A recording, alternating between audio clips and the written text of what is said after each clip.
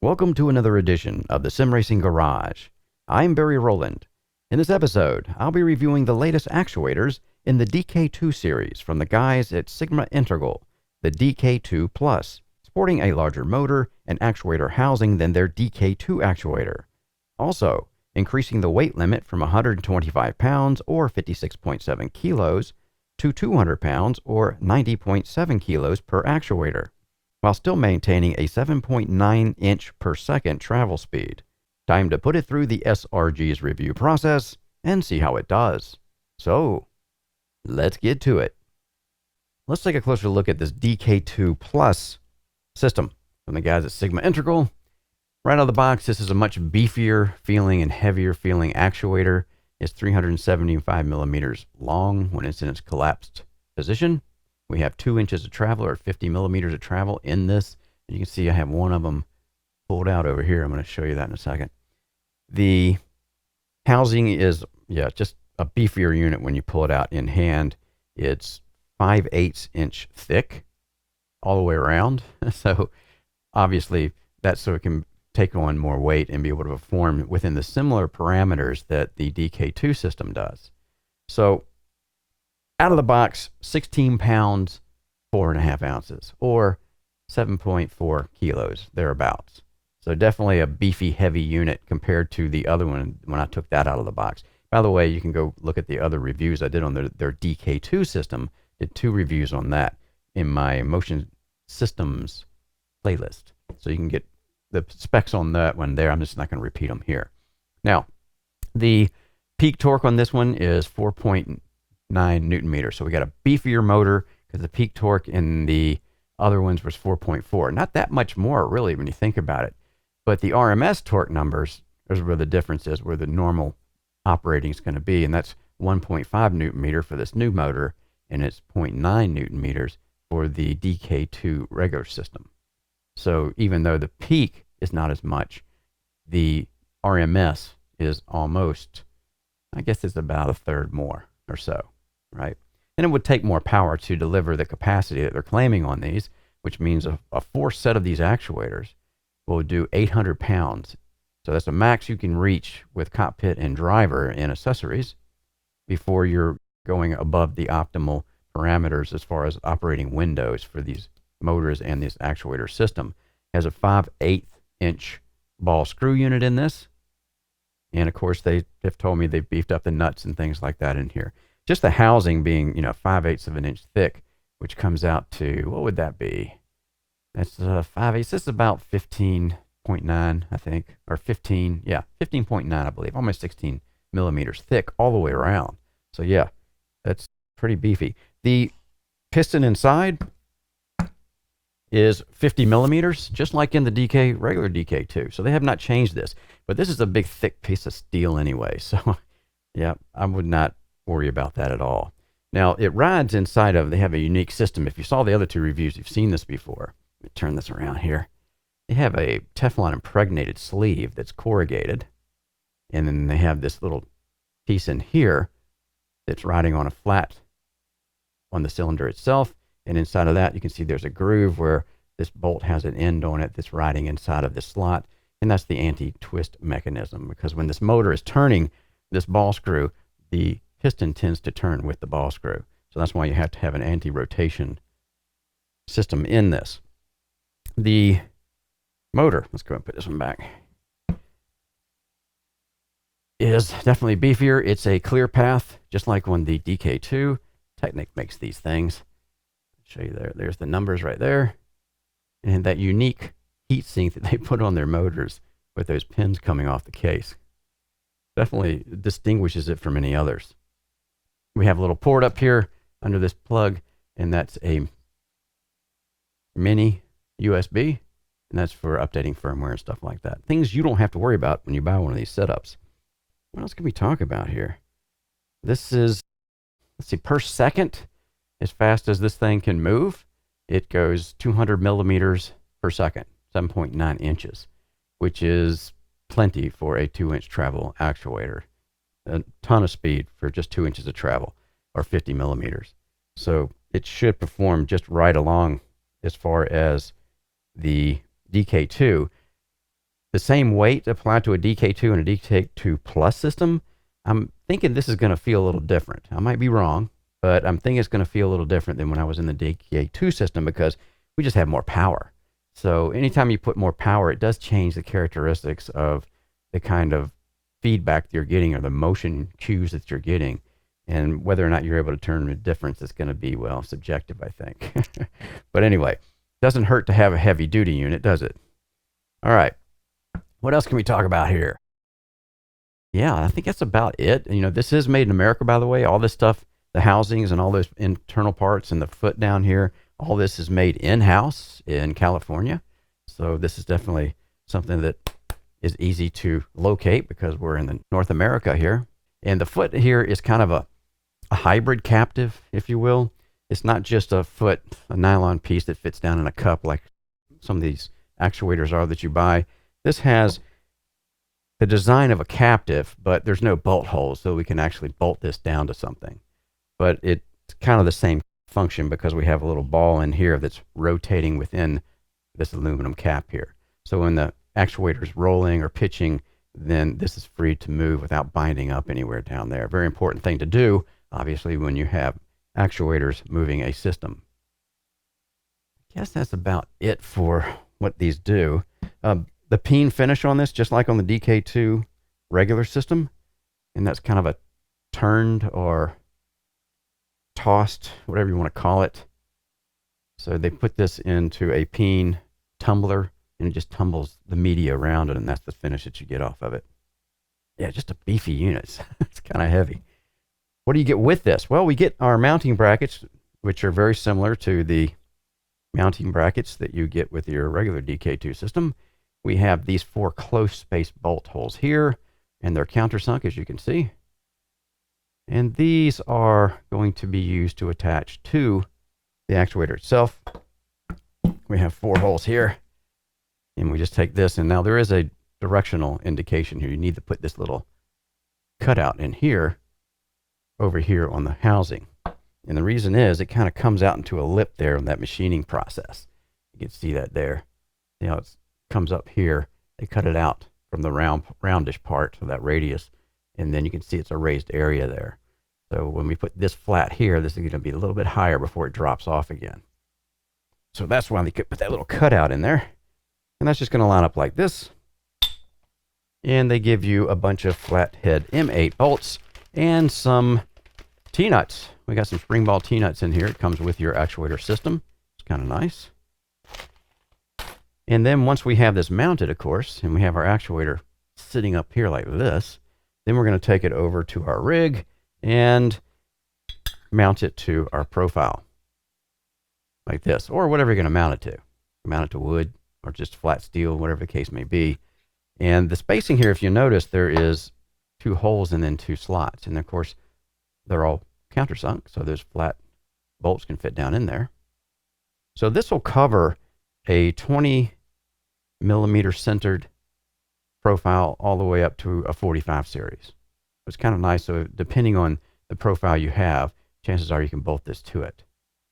But I think most cockpits that are built, at least out of profile for motion, should, you know, at least be like a 40-80 at least on the side profiles where you'll be mounting this. And of course, this will mount nice and flush with that too. I'll be mounting this to a 160 profile, so it's kind of irrelevant for me. What else we get? We get some Loctite. This is medium Loctite, 242. And that's a little tube in there. You can see it very well.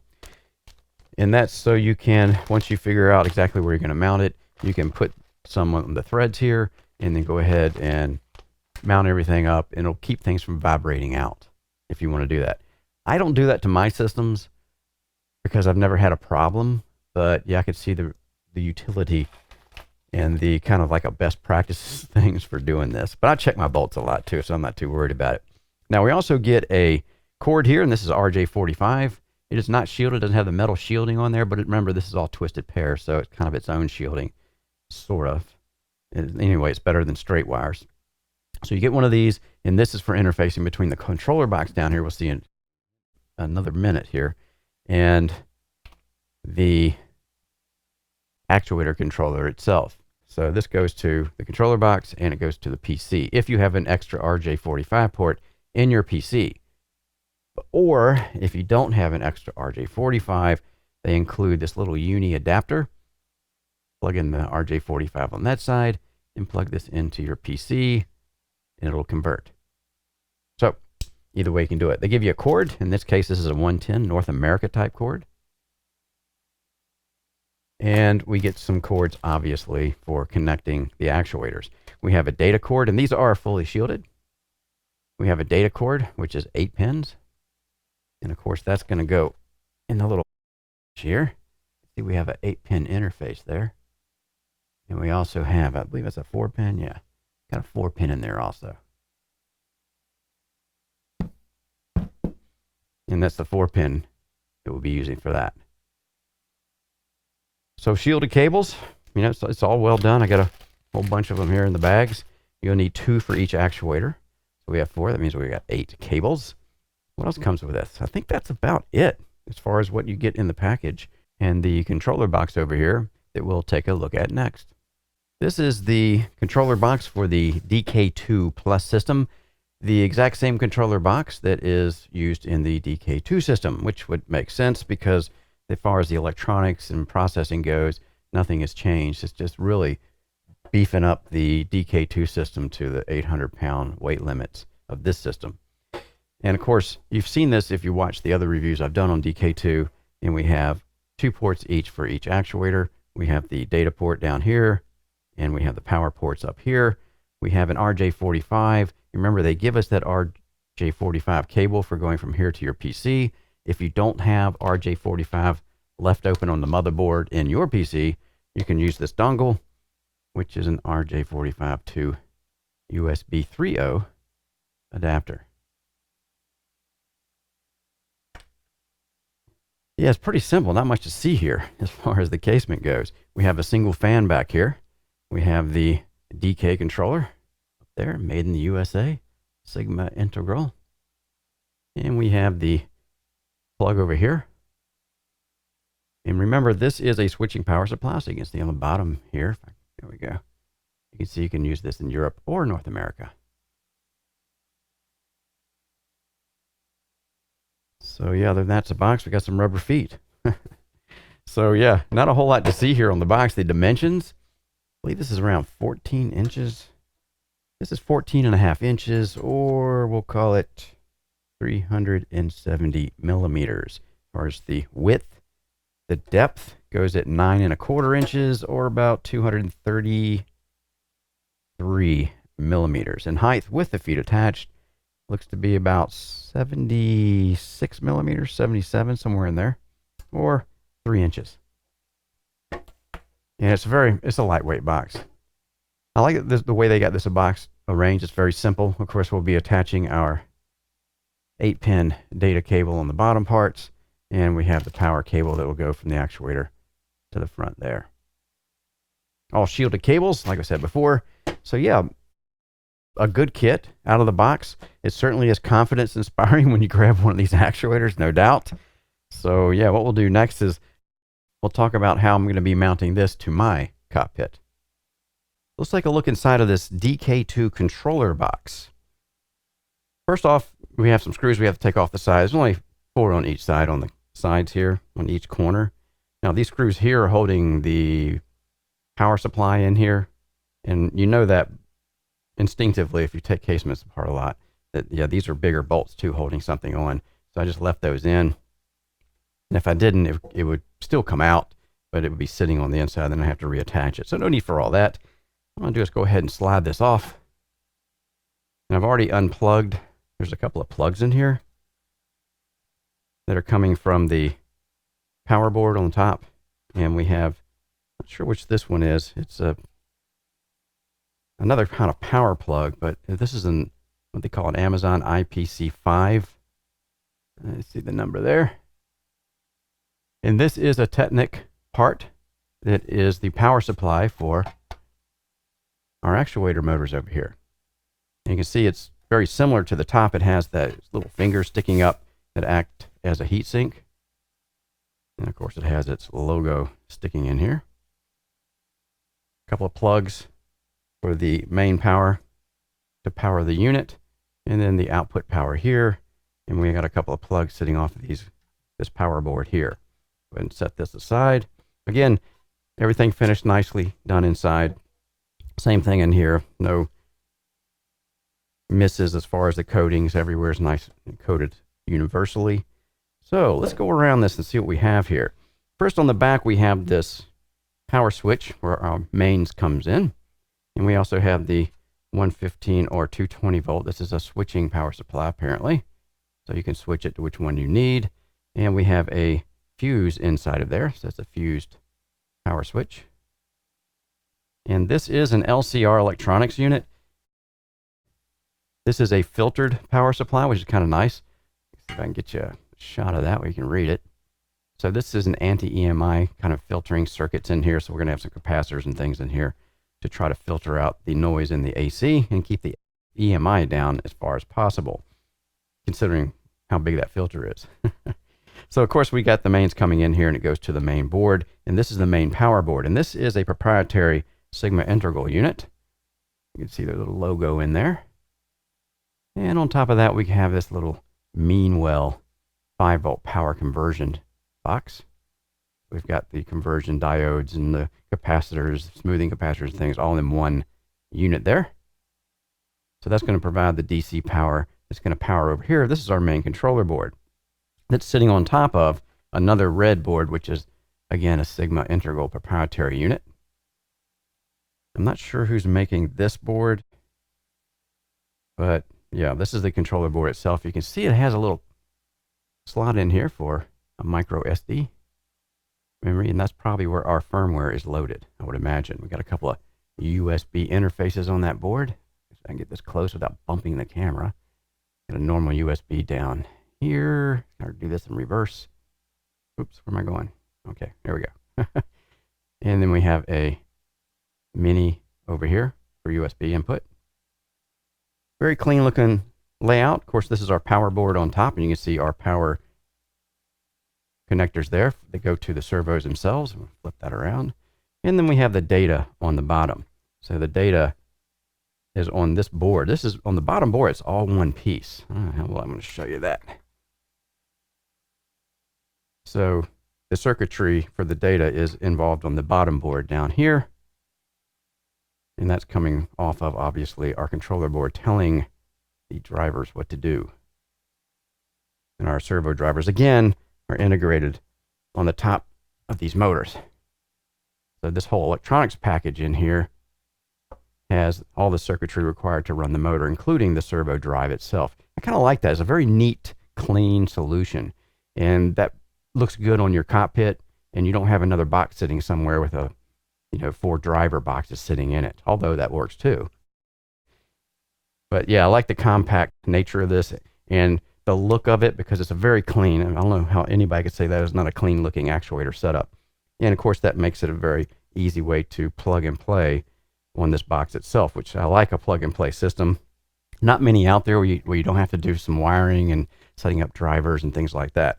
What else we have in here of interest? Well, I guess that's about it. We do have a fan over here, cooling fan, and it's controlled by this guy over here. Put that down for a minute. And this is just a thermal switch. So then it's rated at 30 degrees centigrade, 250 volt, 5 amp.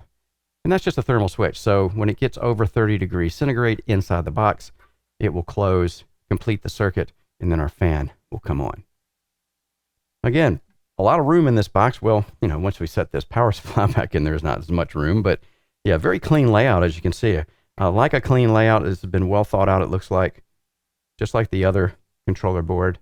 There might be some minor differences here, but I don't have the old setup to look at to compare it to. So this will be, again, the main power coming in to the power supply itself that's going to sit down in this pocket area here. Once we have these cables connected and out of the way, it just sits right down in there. Anything else we want to see? I think that's it. Yeah, made in the USA.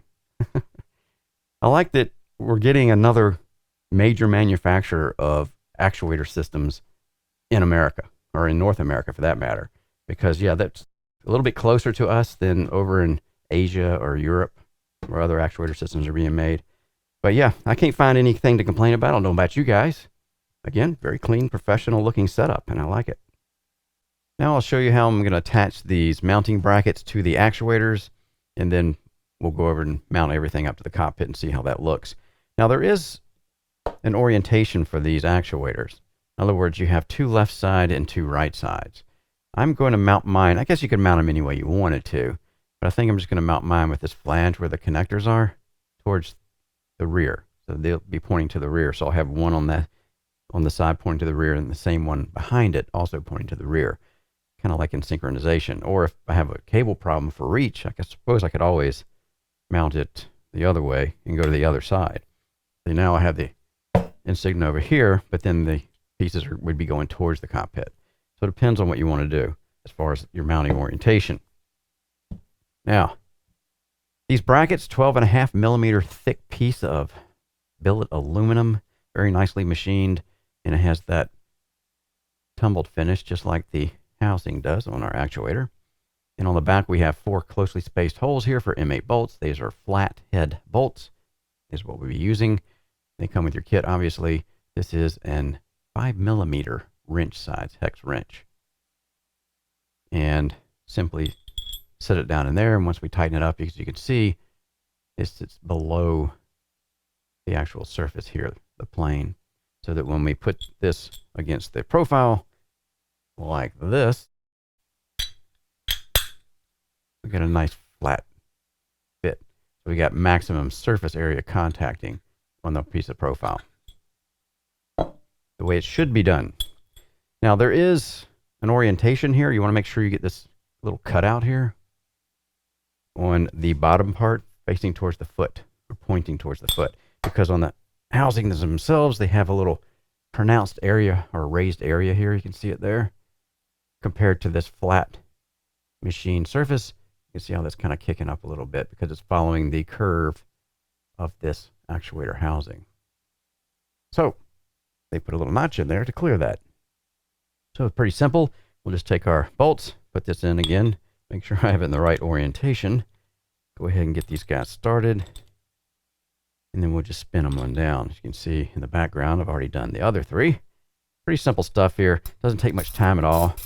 The machining is very good as far as the threads cut into these housings. You see how easy this stuff is going down here. And I'll just tighten it up. Now I'm not going to do a final torque with this speed T-wrench because it bends too much. So we'll get a regular wrench and do a final torque on all of these before I actually mount it. Now they do include 4 sets of 4 of these spring ball roll-in T-nuts for 40 series. So this will fit in a 40 series profile. If you have something else, then obviously you'll need to, I'll just roll this thing in so I can get it to do like they say. There we go. Get over there. There we go. Like that. So it won't come out. So they give you enough of that to mount all of your actuators. Kind of nice. All they had to really do was give you the bolts, right? All right, so we're going to go ahead and torque these down, give them a final torque down, and then I'm going to go over to the cockpit and get these mounted and see how that goes. So I have the actuators mounted to a P1X cockpit. This is my extra P1X. And I pull this out and slap it back together when I'm doing testing for things that I can't test over here on my normal platform. These actuators are very large.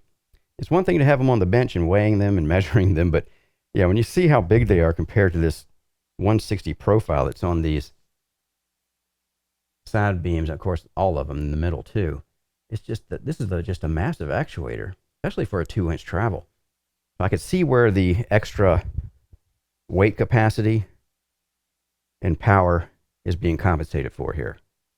Now, bolting them in was no big deal. I used the nuts that were in the kit that we saw before in closer look. Put them on the bottom 2 channels because I wanted to sit high and have also at the same time have the tops of these actuators low as possible. So there's no interference. If I was going to put any other controllers, shifters, things like that, or even went to a flight setup, then that should be well out of the way. And it's high enough to where when I get in the seat, it'll be easy to sit in it and easy to get out of it. If I had it all the way down close to the ground, it's one thing to plop into the seat. It's another thing to crawl back out of it. If you guys have a low cockpit, you know what I'm talking about. So everything is put together here. I have the cables arranged so they're coming to the back of the actuator up front and the back over here. So I'm kind of looping them under and going to run them towards the controller box once we get that mounted and all set up. So we'll have to wait and see how that goes. But one thing you want to be sure of is that you get the front and rear actuators exactly the same length apart on both sides. You want all the measurements to be exactly the same. And I don't have to worry about the width because the cockpit itself determines what the width's going to be. But yeah, these things are big. I had the DK2s on here, and yeah, this just overshadows that as far as the massiveness of these actuators. So yeah, we're ready to go. All I have to do now is get it cabled up and, of course, finish building the cockpit so that I can run it. And when we come back, we'll see how the cables went in. Now I have the actuators all cabled up. I'm just running the cables underneath there. Got some basic cable management going on here. All that I'm going to need for actually testing, I believe. Very easy to do this. You know, the plugs just plug right into the actuators. Over on the controller box we have running now, you can see I've got my green light and some flashing communication there on the RJ45 port, or LAN port. We have all of the red indicators lit, which means everything's good with the actuators as far as the controller box is concerned.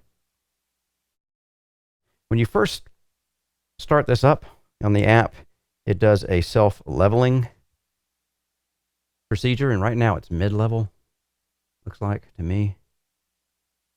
And we have green flashing lights on all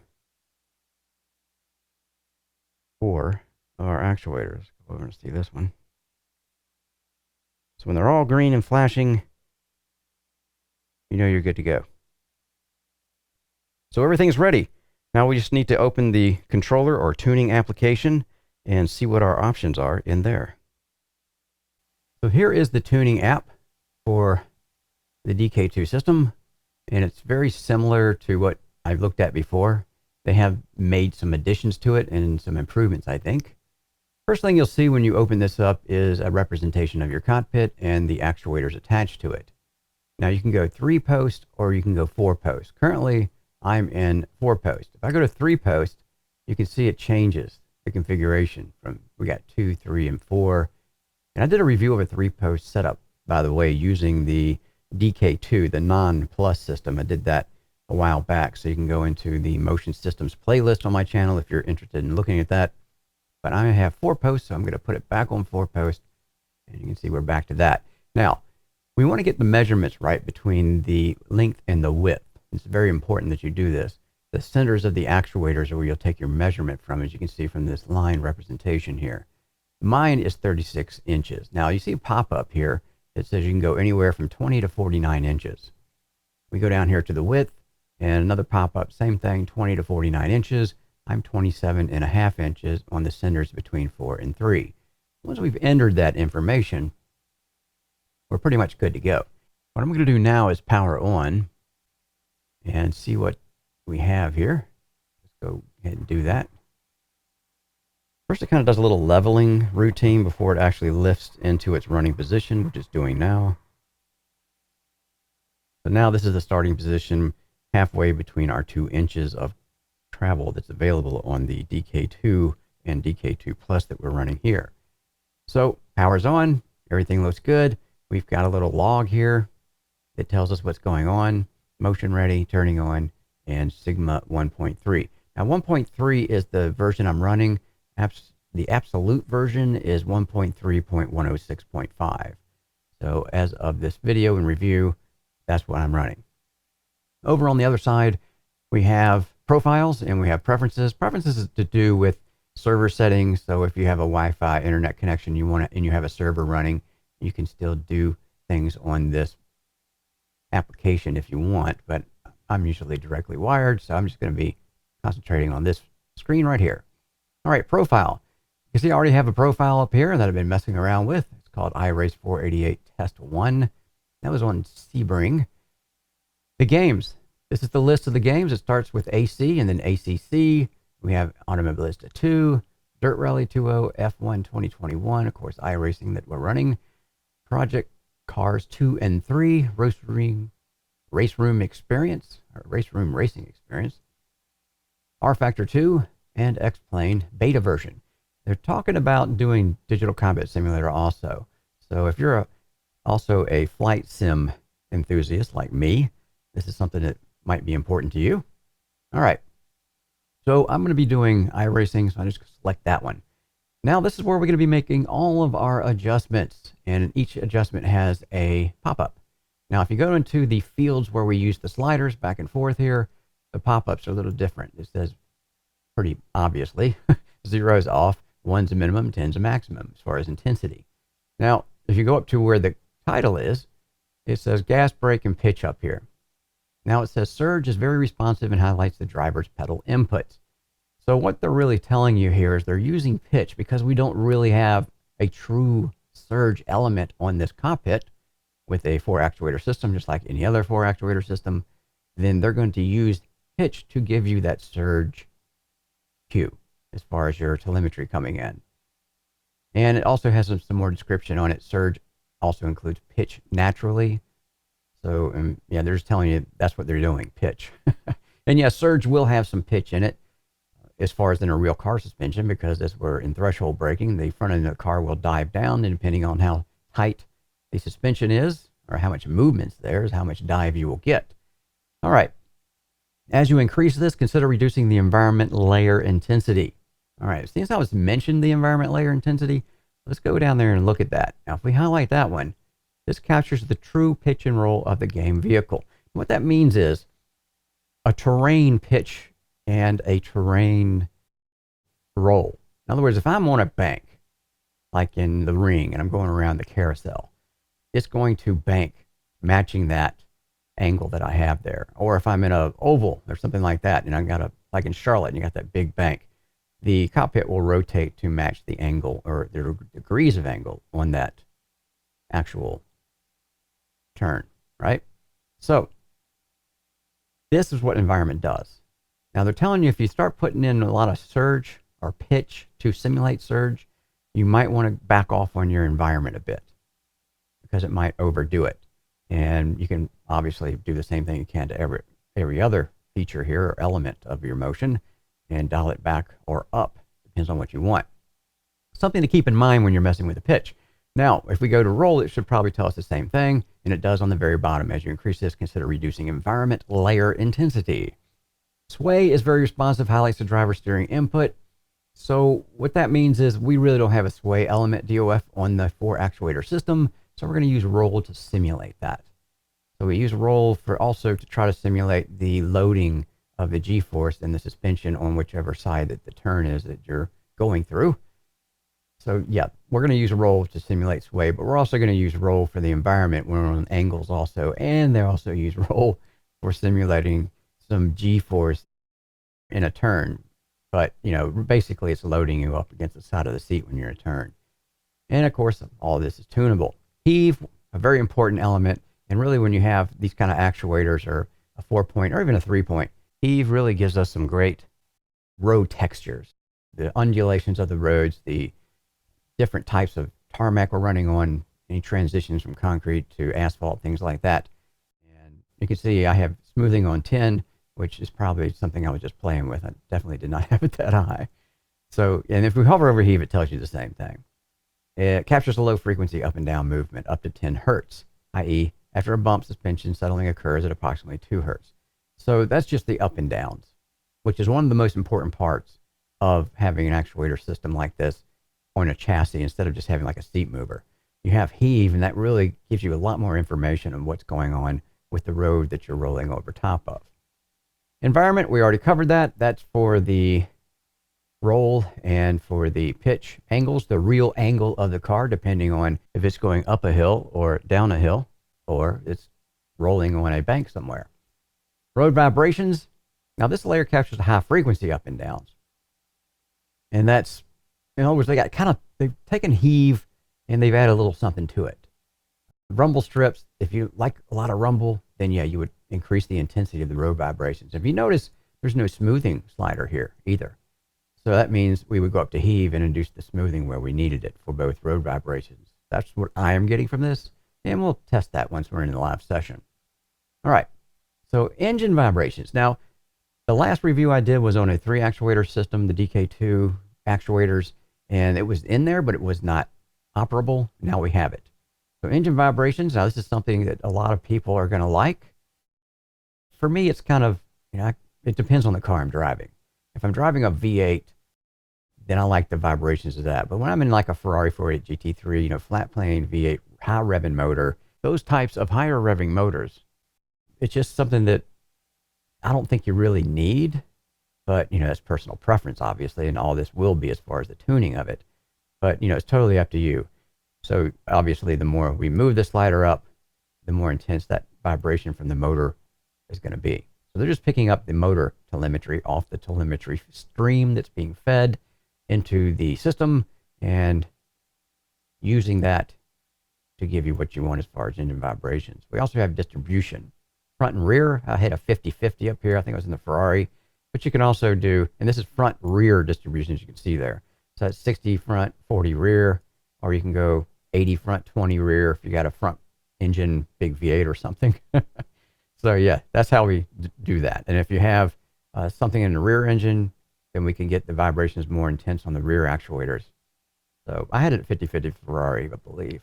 I believe this is the setup I have for iRace, the first one I had when I was testing at Sebring. Right, so that's about it. Pretty simple, which I like. There's not a lot of filtering going on in here that you got to try to figure out. They do a pretty good job, I think, here with these pop-ups to give you a general idea of what you should expect when you're using the slider.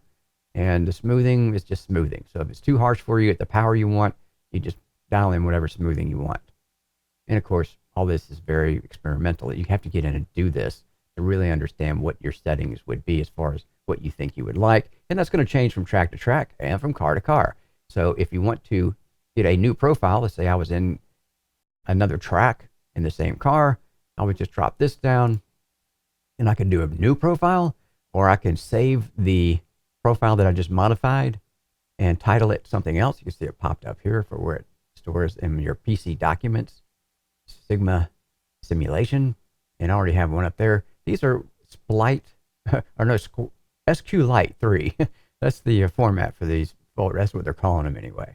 So yeah, just name it what you want in there. I can actually take this one, test 1, and just rename it like test 2, save it, and that'll save that configuration. And then if I want to recall it, same thing. I just go up to profiles, open, and that screen pops up and all your profiles will be in there, and you just open your profile. And this is the first time I've used the application where it had that feature. I wasn't able to save before, which was obviously a big gap in the app as far as functionality. And I'm very happy to see that they have addressed that. They finally got this in there. Like most other applications that for tuning direct drive wheels or for motion systems, you have a capability to save and recall a profile that you've tweaked and tuned, spent hours tweaking and tuning. And now you can recall this instead of just taking a screen capture. So yeah, now this app to me is in the mainstream now, as far as with other apps, as far as tuning motion systems. So I'm real happy to see that they've done that. So now I think we covered everything we need to in this application. What we'll do next is get into a live tuning session and see how the car responds to these sliders. All right, so we're in our live testing session now. And I have a basic setup going here. And what I'm going to do is just get out on the track and see what that feels like. Now, I don't have any engine vibrations on, so I am going to turn that back on now that I have some other stuff. And I have the sound off to the car, so you may hear some of the actual sound of what's going on when as far as when the actuators are moving with the RPM stuff engaged. But again, a high revving motor like this, it tends to, well, I guess it's cool at first, but after a while, I'm more interested in what's going on with the suspension than I am with the engine vibrations. And that's just personal. Of course, a lot of this is going to be very subjective. So we have to keep that in mind. Take everything with a grain of salt, as you should with all of these type of reviews, because you're not in here feeling what I'm feeling. I'm just trying to explain it or convey it to you as I go along. All right, so again, if it was a loping V8, maybe it'd feel better for me. But I'm just going to, now that I have it on there, it just, like I said, it takes away from the cues that I'm getting in the suspension itself. They're there, but it's just something, another layer that's on top of it. So I'm going to turn it off right now and just use the suspension itself. All right. First, we'll talk about the pitch. And that's when I'm hitting the brakes. And remember, they're using pitch to simulate surge. And what I'm going to do is just go ahead and hit the brakes, and you can see how much pitch I have in when I'm hitting the brakes. And when I came to a very fine stop there, you can see it jerked a little bit. So because it did that, I have enough pitch, but I'm going to put some smoothing in that and see if it does the same thing once I'm down here at the end of this straight and we're in the turn. So I'll go ahead and get some speed up here. Oop. Stop. Going into the turn, and I'm not getting any of that pop back from the pitch. It just comes back smoothly. At least that's what it feels like it's doing. When the motor's not running, as far as the sound, and you're used to hearing it, it's not an easy thing to drive and shift at the right time because you can't hear the tune of the noise of the motor. I'm having to watch the RPM gauge.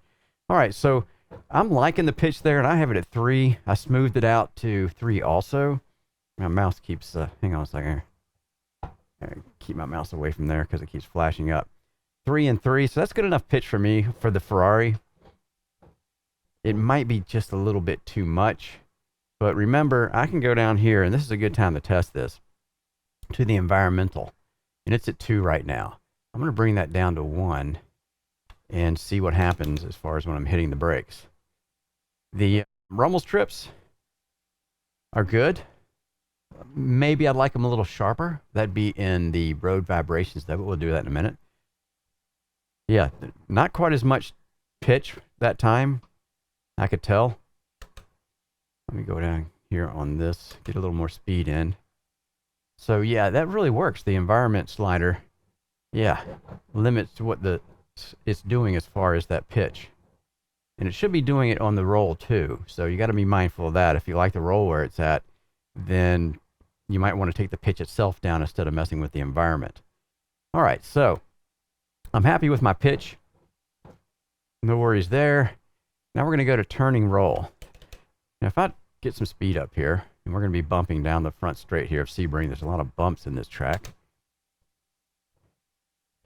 It's a little bit much for me, but I did want to give an example of just what you can do with this. And it can roll even more than this.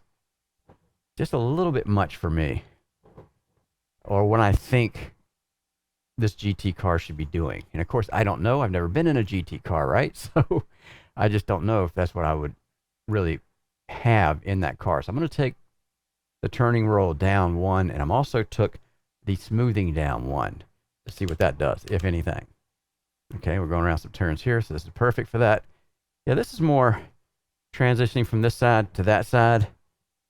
It's definitely less, and it's not as intense, even though I took the smoothing down at the same time.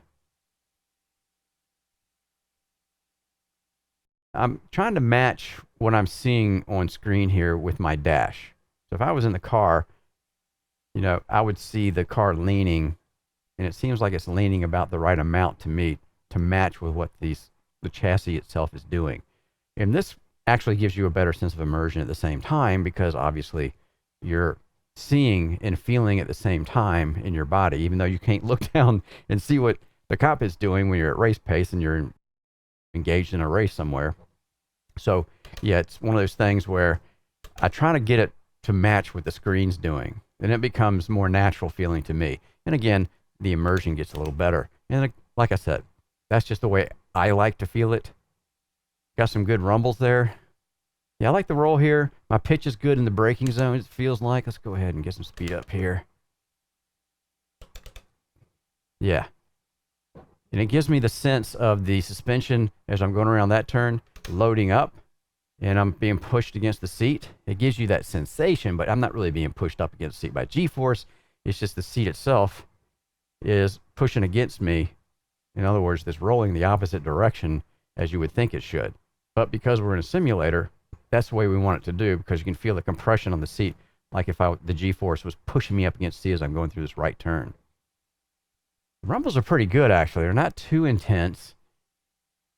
So I'm happy with my turning roll there.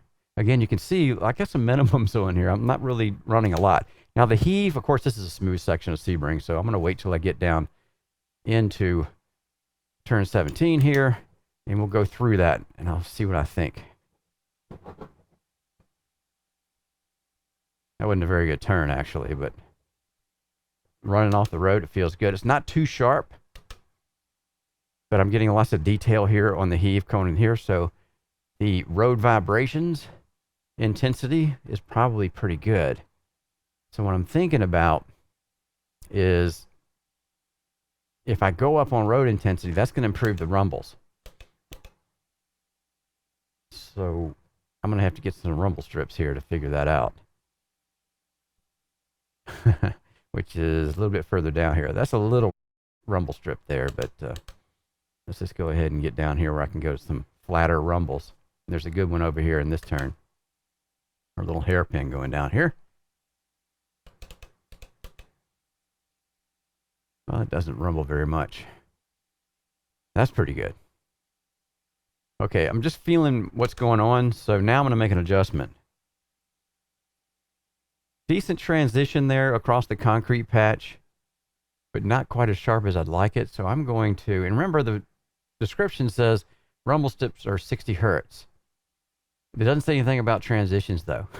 So you're going to have to play with some of this stuff to get what you want. I'm going to go ahead and pop this up to 4. I went up 2 steps and I left remember road vibrations, there's no smoothing. So if it's too much, I'd go back to heave and add smoothing there.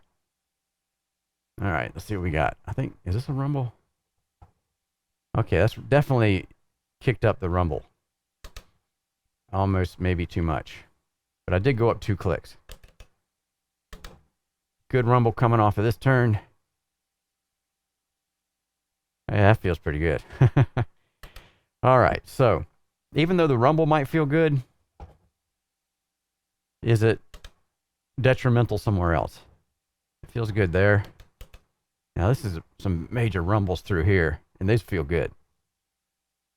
Almost a little bit too sharp though, so let me go through here. Yeah, you can hear I don't know if you can hear the actuator there. I think that's a bit too much. So what I'm going to do is leave it there, but bring up my smoothing a notch on heave, because the two are related, because, you know, it's up and down movement. All right, let's see what we got now. Okay, and going through turn 17 is going to also give me an indication of where I am as far as the bumps there. Get up to speed here.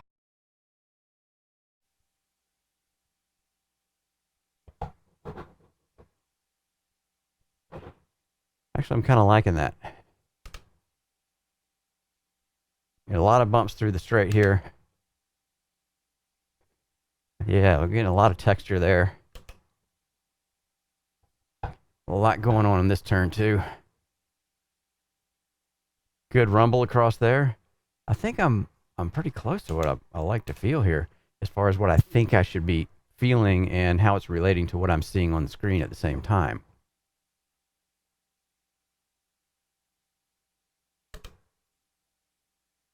Okay. Yeah, it feels pretty good. Again, I don't have a lot of anything on here.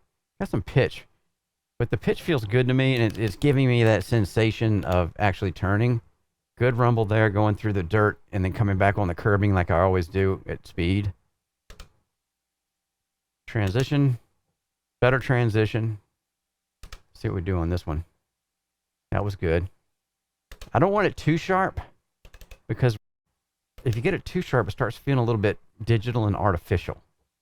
And a good transition through there, coming back off that concrete patch. So we're getting up to speed now.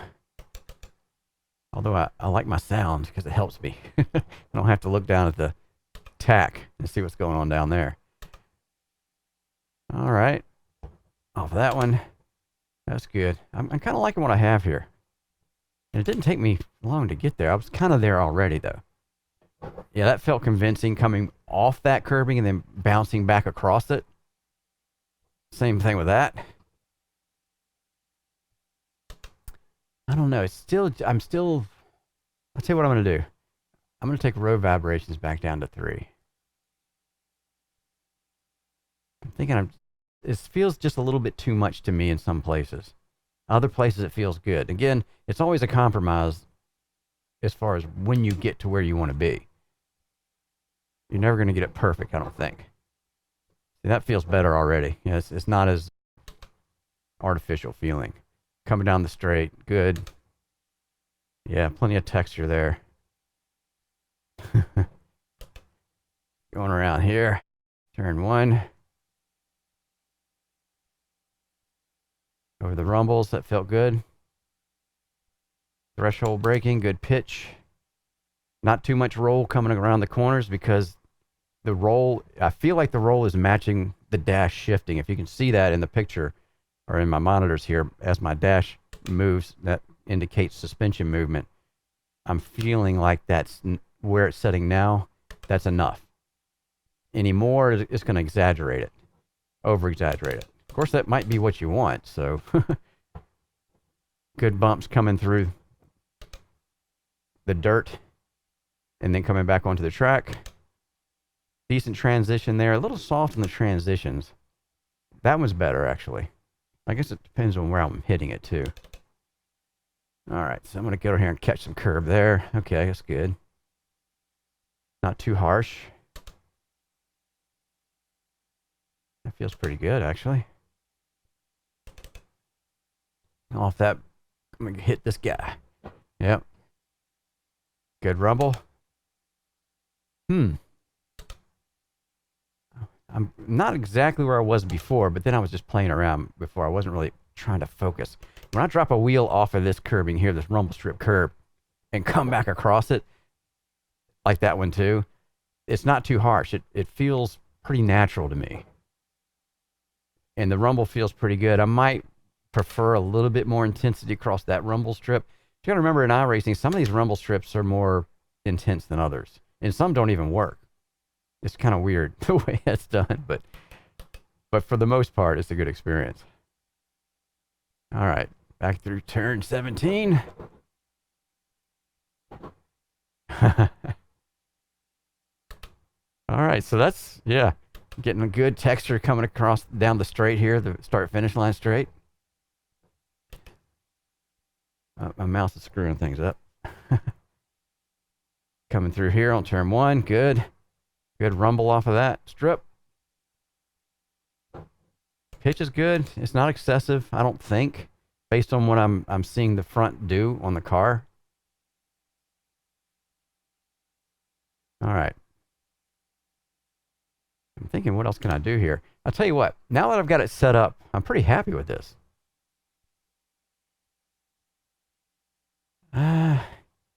Yeah. Turning roll 1. I'm going to go up to 2 on that. Just as an experiment. I'll probably end up going back down. And I'm also going to increase the smoothing on that at the same time, because I don't want to get a more radical feel than I already have. Good rumbles there still. Yep. Good transitions, dropping off the curves in the dirt and coming back over it. Good transition there across the concrete patch. I'm sure I'll get a good one here, and it is. Okay, coming around this corner at speed.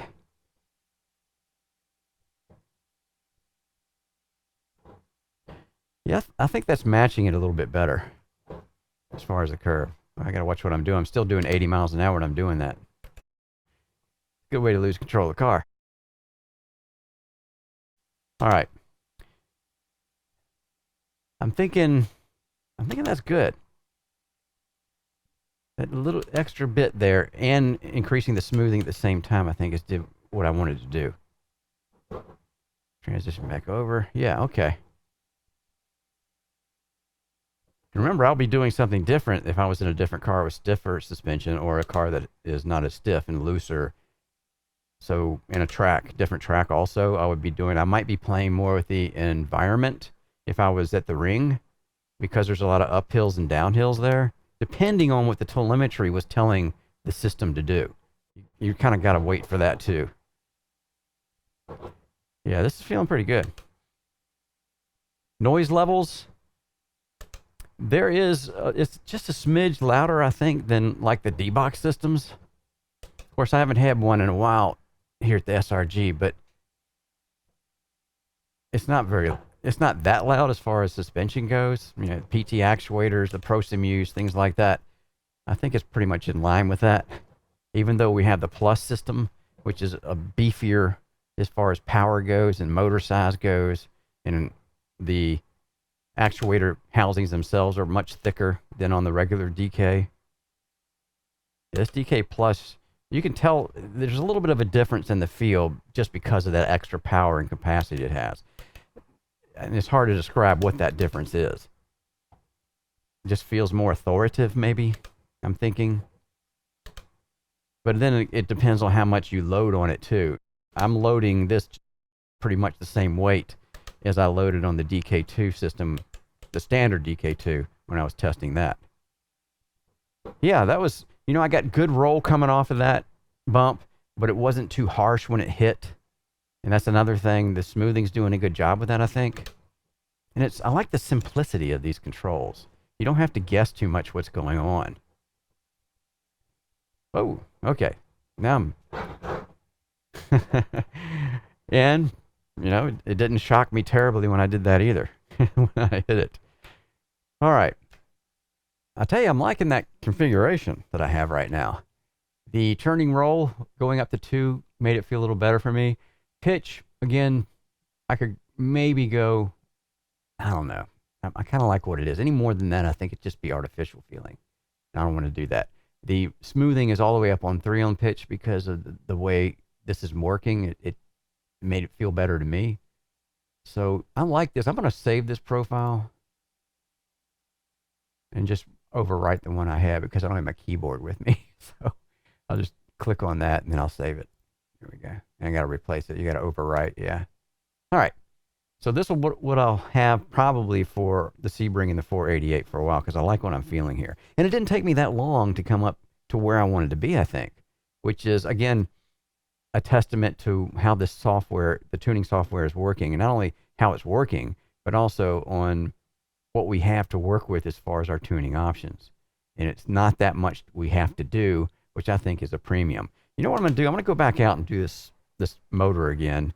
And because this Ferrari, I'm going to put the most of the intensity towards front rear. We'll go 40-60 rear and see if that, well, I'll tell you what, let's just go 30-70 rear. It is rear engine, right? So I'm just going to get me a little bit, a number 1. You know, turn this up. Yeah, you can definitely tell the difference when you turn it up. But it also makes more noise. I don't know if that's conveying on the actual audio here or not, but it's definitely louder when you have the engine RPM running, which, as you might imagine, it is. But now, even without the sound on the car, I can tell from engine vibration pretty much where I need to be on actually shifting. Okay, I'm going to get up to speed here. So the suspension's still working fine. But this is a high revving motor, and it's almost, to me, it's feeling like a buzz. I almost wish I had a way to smooth it down. Or maybe I just have it too weak. Let's go ahead and pump this baby up a little bit and see what happens. I mean, it's got all the way up to 100%. I'm just put it at 25. See how that works out.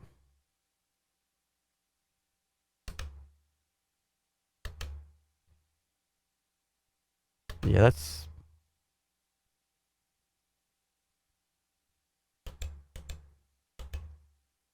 I'm not so sure about this on the Ferrari.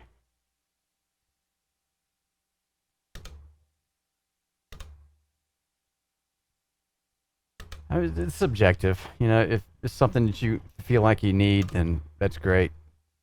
But I can tell right away it's, as you might imagine, putting another element on top of everything we have already. It's muddying the waters a little bit, I guess is the best way to put it.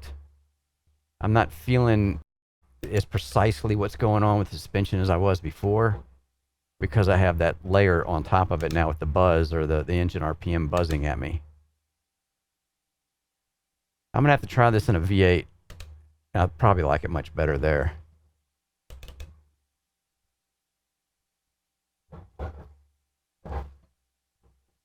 Oh, little catch there. Yeah. I don't know if you guys can hear it, but it's definitely making a different sound, or more sound.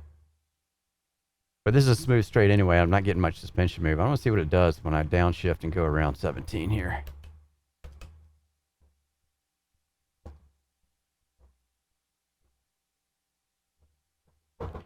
You know, the motion is still there like it was before. It's just that because the vibration is there on top of it, it's a little bit, to me personally, distracting on this car. But everybody's different. Depends on what, and if I was in a different car in dirt, then it might be completely different. So depends on which car you're in, I would imagine. Yeah, I'm gonna go ahead and turn that off. I'll just have to use the engine sound. When I'm usually running, I have the engine sound up. I'll just have to use that as my engine indication as far as when I need to shift, so I don't have to keep looking at the RPM indicator. Yeah, right away I can obviously feel more detail of what's going on. And to me, that's more important than having the engine vibration. But it's a great feature. I think there's only one other system out there. I think it's D-Box that has that. Haptic feedback, they call it. So yeah, it's good to see other people can do the same thing. All right. I think I'm good here. I like what I'm feeling going around this track. Now what I'm going to do is, once I end the session, I'm just going to get in and do some hot laps and see what my times are based on what I usually get. So yeah, live tuning session, everything works like it should, like it describes, as far as in the little pop-ups. It was easy to interpret that, I think. Yeah, I don't think anybody would have a very hard time. It's not going to take you too long either to find out a setting that's good for you as far as the car and the track that you're currently in. So yeah, I don't have anything except for the, the engine vibrations just seemed a little canned to me, I guess is the best way to put it. Didn't feel realistic. But again, if I get another car, it's probably going to change a little bit because the vibrations are going to be different. And you can move the vibration back and forth. You can play with that. But like I said, at the end of the day, even when I was running my D-Box system, I didn't have the engine vibrations on. It just wasn't something that I ran. So I just felt better off as far as getting more concise data from what's going on with the suspension and how the car is controlled when I'm using my steering wheel inputs and brake and pedal inputs. It's important for me to gather that data so that I know what the car is doing, allow me to control it properly and do consistent lap times. It just helps me. It might not help somebody else that way, and you might love the engine vibrations on the Ferrari 488. But again, very subjective stuff here. So yeah, that's our live tuning session. We're in iRacing at Sebring in the Ferrari 488 GT3 Legacy car. All right, so I ended up changing my roll to 3. If you saw the live tuning session at the very end, I changed it back to 3 from 2. And that's just one of those things that you're going to be doing if you have a system like this. You're going to be tweaking it back and forth a lot as you get more hours on the system, because you can tweak something and get a feel for it, and then that increases your speed or makes your consistency a little bit better in lap times. And that's what it's about for me. I'm trying to use the suspension or use these actuators to act like the suspension and give me information or data that I can use to control the car in a consistent manner, and this will give me consistent laps. That's typically what I'm after. Not a bunch of crazy motion and movement to go, wow, like you're on a ride at the circus or something. It's not really what I want to do. Although, from time to time you can crank it up and have a lot of fun. But yeah, the information that these systems give you is very good. The DK2 Plus being the 800-pound system for 4 actuators versus the regular DK2 at 500. I think there's small differences in the feel here as far as way they deliver the power, but it's not that much. It's very vague. In fact, it might even be placebo because I know that these are bigger actuators and more powerful. But all the detail is there, but it's not digital. It feels analogish to me once I get it dialed to where I want it to. The smoothing sliders will really work well to get it there. as far as feeling analog instead of the digital, too much of a sharp bang on things. But again, this is all personal preference. It depends on what you really want to do on your motion system when you have it. But as you can imagine, once you have this thing dialed in and you feel like you're controlling the car, which is important to me, then you are going to be more consistent. And of course, the immersion is very, very good when you have 4 points of suspension moving your whole chassis. Now we've moved over to the rally car. This is a lot of fun, obviously, with a motion system going over the jumps like you see here. See the pitch, the way it pitched, and that was the environment slider. If you saw the tuning session, controls that. So as I was going up the ramp, it tilted back, and then of course as I rotated over the top of the jump as I was in the air, front end dropped down just like it should. And I wanted to show you guys that so you can see what's going on there. Not too many banks here, obviously, so I can't show you the banking too much as far as the environment. But again here, this is a lot of fun, as you might imagine, going over the jumps, and it's a good test for the system to see how it behaves, if there's any kind of problems with it, if the motors get too hot, things like that. And I tested it here, and of course I had to go over to the Lucas Oil trucks and test there, which is even worse as far as more brutal, if you will, off the jumps here than it is over in the rally. Doing the same thing here. You can see me when I'm going uphill or downhill, the pitch is changing as I'm going up and down. Again, not a lot of banking going on here, so you really can't see that.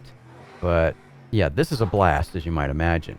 2 inches of travel, of course, it's more fun with more travel, but 2 inches is plenty to have a good time here, especially on this last big jump that you get on right here, and the way the truck rotates forward and it comes down, boom. Can you imagine? Yeah, this is a lot of fun driving the truck, and I always recommend anybody gets a motion system to do that.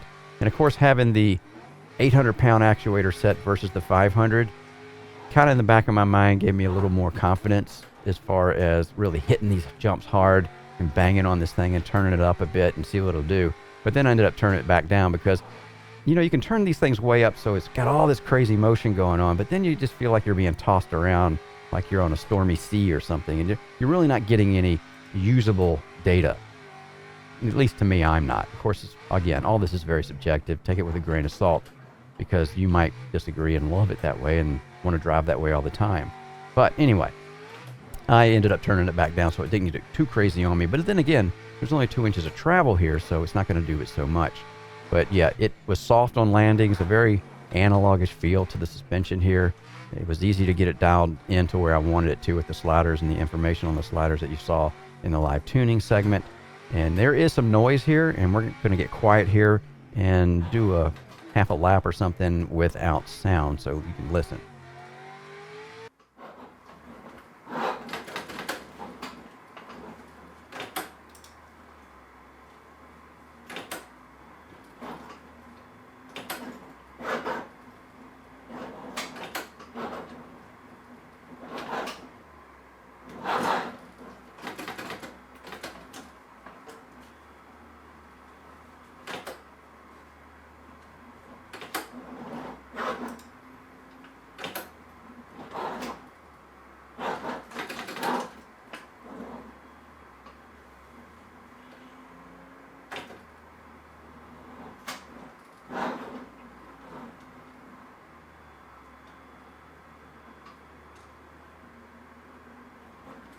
All right, so we're back with sound now, and as you can see, or hear rather, the actuators have their own unique sound to them, these DK2 systems, because of the impregnated plastic or urethane, whatever it is they're using in there for that sleeve that they use instead of just greasing everything up.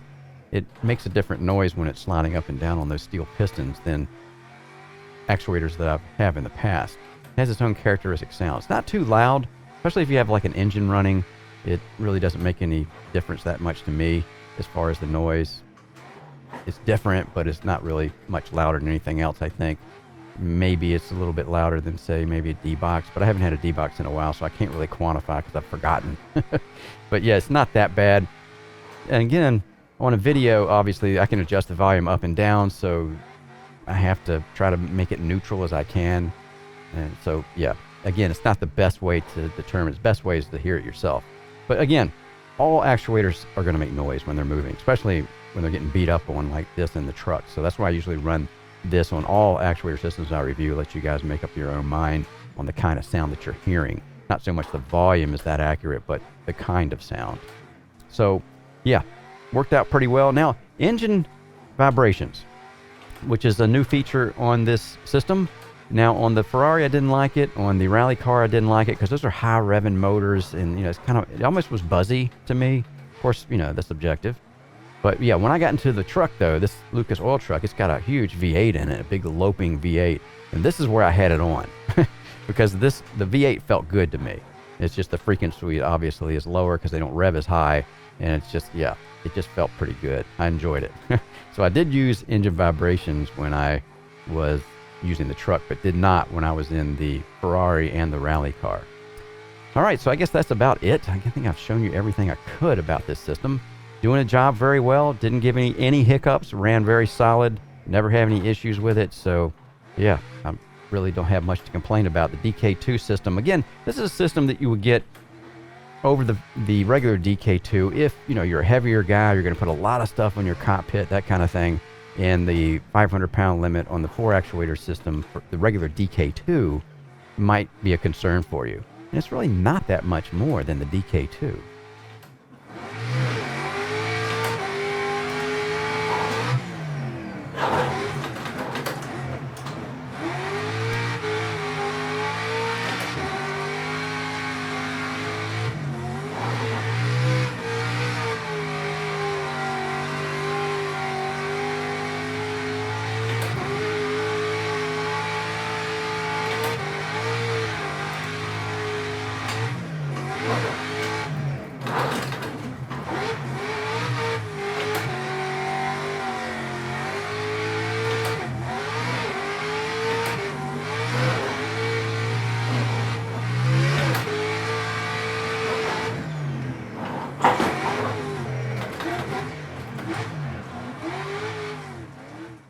Final thoughts on the DK2 Plus 4-actuator kit from the guys at Sigma Integral.